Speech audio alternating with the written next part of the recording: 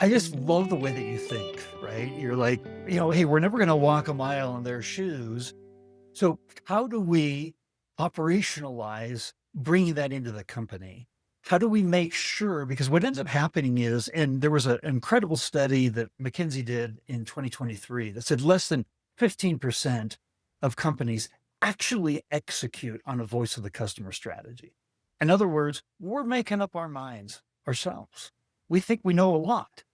And the thing is, we take fragmented views of the customer and a sales department, right?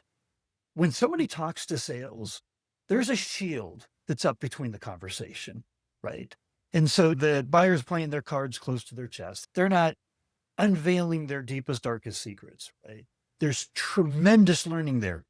That's one silo of learning. Customer success, one of their biggest KPIs is cross sell and upsell. There is a very large sales KPI that they're judged on, right? So marketing needs to take these silos with all of the conversations that we have, the proactive voice of the customer, operationalizing that and bring it all together.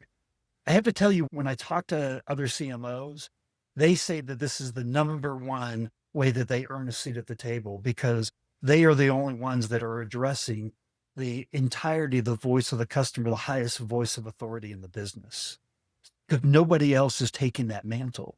It's not their mantra, right?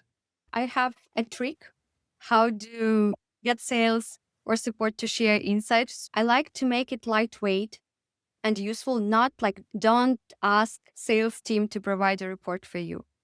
Ask for the top patterns they are seeing and then show them.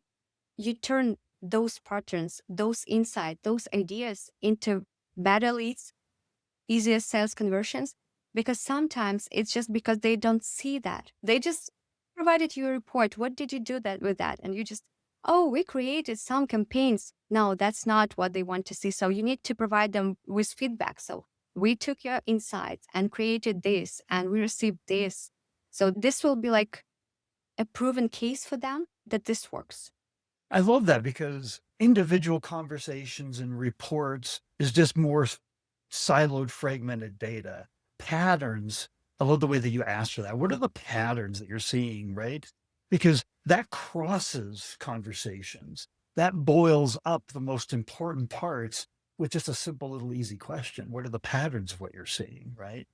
That's really good. That's really good. It can be like a small call, even if you don't want to bother them with like emails or something like that. So you can just, this is about the cadence, this is about the operating system. So you just set up a weekly 20 minutes calls and like top three customer insights from sales, support, success managers.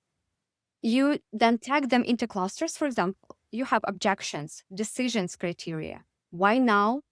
Common failures, and then you turn one insight into one action. So you can update messaging, you can make an enablement based on what. So insights that don't change anything are just notions.